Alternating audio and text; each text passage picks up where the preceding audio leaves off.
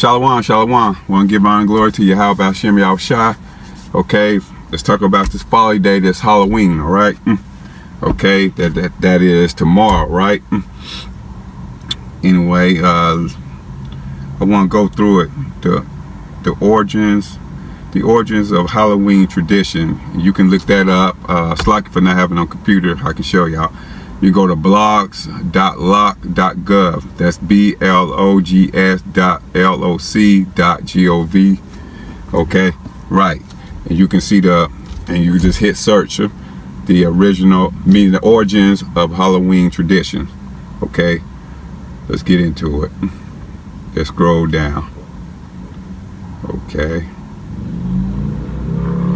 Right, this is going to the carving jack-o'-lanterns.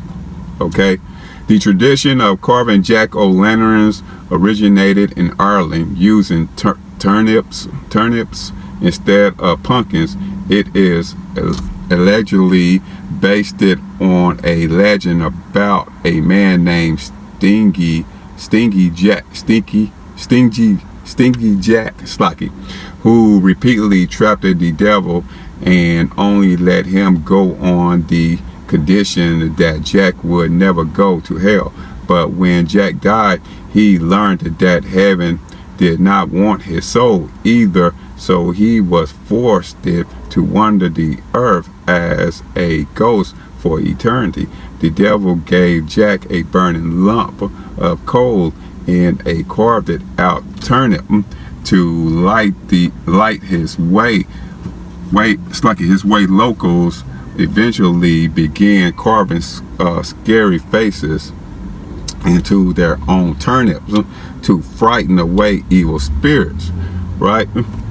So this is a folly. This is folly. You know. Right. This is folly that that these other nations do. Okay. Right. Let's go down. Let's next one. Seeing a ghost. The festival, Samhain marked the transition to the new year at the end of the harvest and beginning of the winter. Celtic people believed that during the festival, spirits walked the earth. Later on, Christian missionaries introduced it All Souls Day on November 2nd, which perpetuated the ideal of the living coming into contact with the dead around the same time of the year. Right, man? Let's get a precept. Okay, let's go to Deuteronomy 18:11. Okay, right. Every time I come into contact with the dead, right? See, our people, we can't be following these other nations. Okay, right.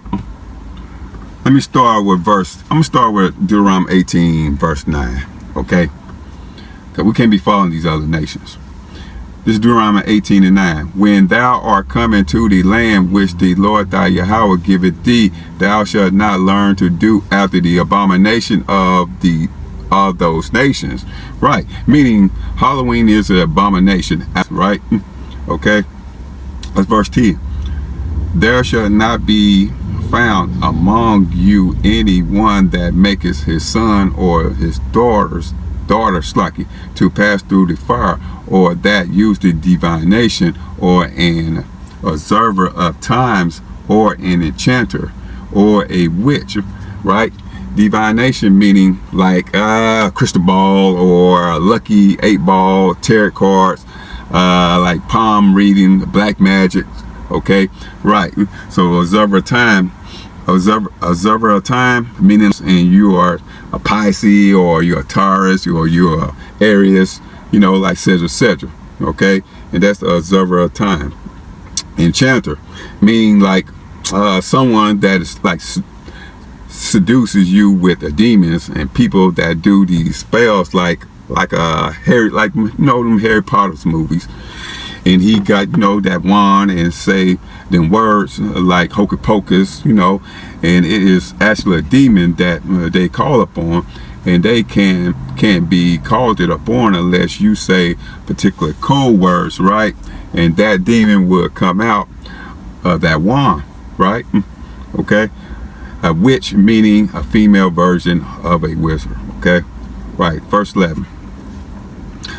Or a charmer, or a consorter with familiar spirits, or a wizard, or a necromancer. Slacky. Right. A charmer meaning like a chanter, like someone can take you out of your body and charm you and put demons on you.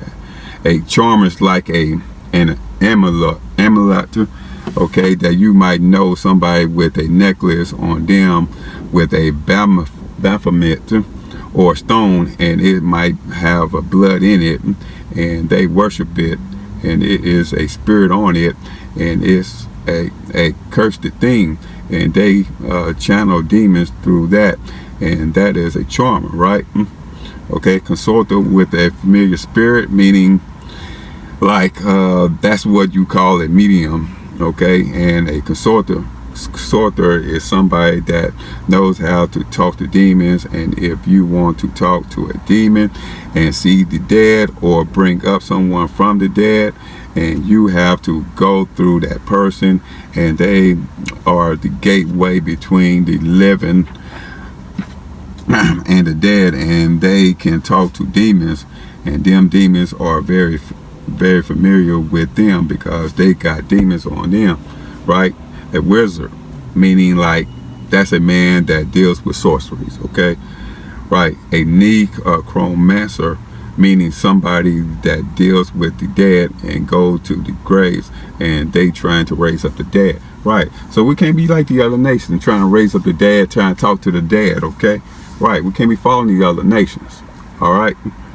So this is all this wickedness. Okay. All right. Let's read verse 12.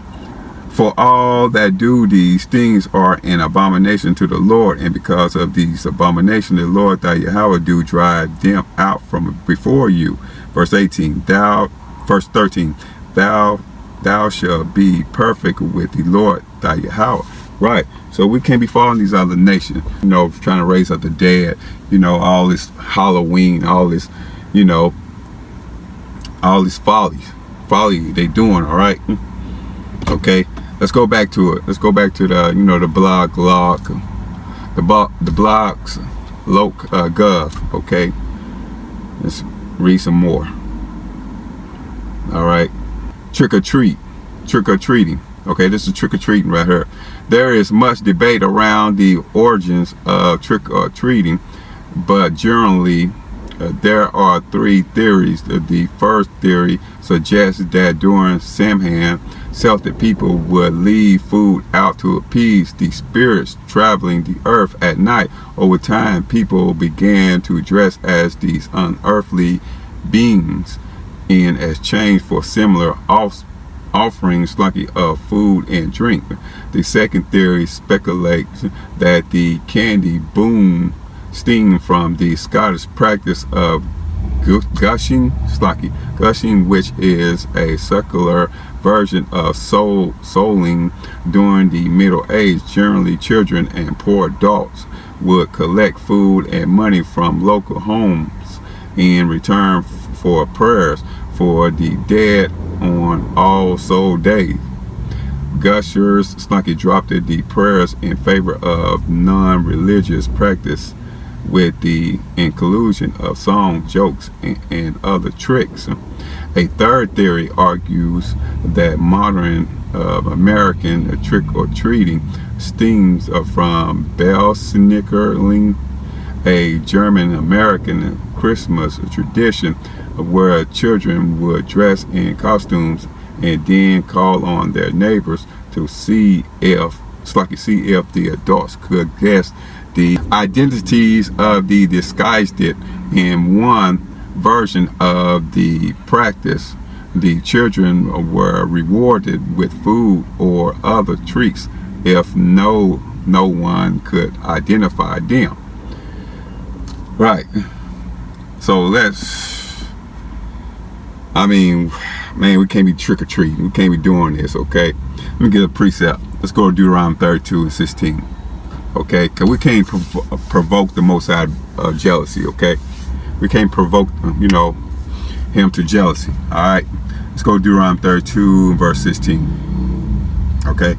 This Deuteronomy 32 and 16. They provoked him to jealousy with strange gods, with abomination, provoking provoked they him to anger. Meaning with these strange gods like Halloween, Christmas, Thanksgiving, etc., right? And you giving sacrifice to strange gods. And when you put on a Halloween costume and you are kind of channeling and getting into the spirit of them so-called characters, which are demons and devils, right? And it is an abomination, and we are provoking the Most High to be angry when we leave our righteousness and start doing wickedness, right? So when we leave our righteousness, the law, statute, commandment, and doing this wicked, this folly of the world or the other nation, celebrating the pagan holidays, okay? We're provoking the Most High to be angry with us, okay? Right? Okay? Because, right, we can't serve two masters. All right? Let's go to 1 Corinthians 10 and 21. 1 Corinthians 10 and 21. Okay? I'm starting with verse 20. 1 Corinthians 10 and 20. But I say that the things which the Gentiles sacrifice, they sacrifice to devils and not to Yahweh. And I would not that ye should have fellowship with devils, right? Verse 21. Ye cannot drink the cup of the Lord and the cup of devils. Ye cannot be partakers of the Lord's table and of the tables of death. It's like a table of devils, right? Meaning you can't serve two masters, right? Keep in mind, the new moon is going to be the same time as Halloween, okay? Right. So they gonna be doing they trick-or-treating, they folly, tomorrow night on the 31st at sundown. When the sun go down, they all gonna be out there trick-or-treating, whatever, and we keeping our new moon, okay, at sundown. All right. So right. So so we can't we can't be we can't drink of the cup of the devils and the drink of the cup of the Most High, okay? Right. Because right, because right, that's wickedness, just like the Halloween candy, okay? That's like a meat offering, okay? So that's just like, people having Halloween parties, they getting drunk, that's like a drink offering to the spiritual demon Satan, all right? And you can't make a sacrifice and a living sacrifice to the spiritual demon Satan, all right? And also do a sacrifice to the Most High by keeping these commandments and building up your spirit, right? Right. So you can't have a cup of the devils, and a cup of the Most High. You gotta keep you gotta drink of that, so you got the cup of, drink of the cup of the Lord, keep these law, statute, commandments. Okay? And you drinking of the cup of the devil, okay, celebrating these holidays, Christmas, Thanksgiving, and Halloween. Okay? Eating that candy tomorrow night, eating that candy, and you talking about you trying to keep the new moon. Oh, I'm just eating candy. No, you can't be eating that candy, okay? You can't be eating candy on that day, right? You can't be eating candy on that day, okay? Right. So technically, we can't serve two masters, okay? Our mind should be focused on the new moon, okay? The cup of the Most High, keeping this law, statute, commandment, keeping these high holy days, okay? Right. Not the folly days that's going on, okay? Let's go drop down some more. They got black cats, okay? Let's see what these black cats are. The ideal of being spooked by black cats date back to the Middle Ages, when these dark felines were considered a symbol of the devil. It didn't help that centuries later, cursed witches were often found to have cats, particularly black ones. And people began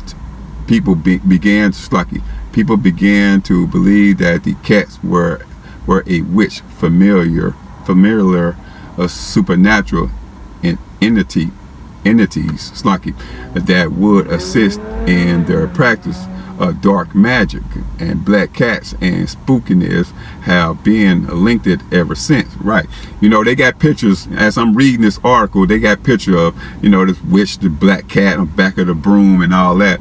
Right, so and let's get a precept. Okay, sisters, you can't be no witch. Okay, all right, it's in our law. Let's go to it. Exodus, you so-called blacks, Hispanics, Native American, Seminole Indians, okay, women. Exodus 22:18, thou shalt not suffer a witch to live. Right, okay. So we can't be no witch, okay. Right. So this is all this pagan holidays, okay. Right. We can't be off into this, okay. Right. All right, let me give another precept. Let's go right. You know, because we can be following, we can't be following these other nations. Let's go to Exodus 23 and verse 2. Thou shalt not follow a multitude to do evil, neither shalt thou speak slacky. Thou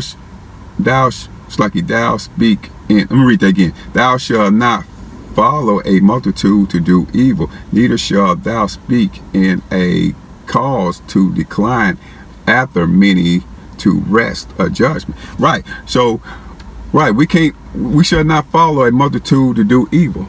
All right. So you blacks, Hispanics, Native American, Seminole Indians, y'all getting ready to follow these other nations, okay, to do evil. All right, celebrating these Halloween and going to house, getting candy, all this, you know, all this folly and vanity. Okay, right. So right, we should not follow a multitude to do evil. Okay, right. So we can't be celebrating these this Halloween, these folly days. Okay, all right. So that's the same concept, brothers and sisters in the truth. You know what I mean? You know, hey, that go for the kids too. Okay, right. That goes for the kids too. They can't be celebrating that. Let me get a precept. Okay. Let's Proverbs 22 and verse 6. Train up a child in the way he should go, and when he is old, he will not depart from it. Right. So you train up your child. Okay. Train up a child with the law, statute, commandment, and you let them know that the Most High, you know, don't want us, you know, hey, sacrifice the devils, okay, right, or drink of the cup of the devils, all right, what these other nations during these pagan holidays, okay, right. You train up a child, right, for he can keep the law, statute, commandments, okay, right, as he get old, you know, hey, he will not depart from it, right, he won't depart from the Most High law, statute, commandments, okay. Right. So let me get another precept, because we can't be following these other nations. Okay. Let me go to Leviticus. I want 18 and verse 3. This is Leviticus 18 and 3. After the doings of the land of Egypt wherein ye dwell shall ye not do, and after the doings of the land of Canaan, whether I bring you, shall ye not do, neither shall you walk in their ordinances. Right. So we can't be walking in these the ordinances of these other nations. All right, celebrating Halloween, Christmas, Thanksgiving, Labor Day, New Year's, etc., etc. Okay, right. We can't be doing that.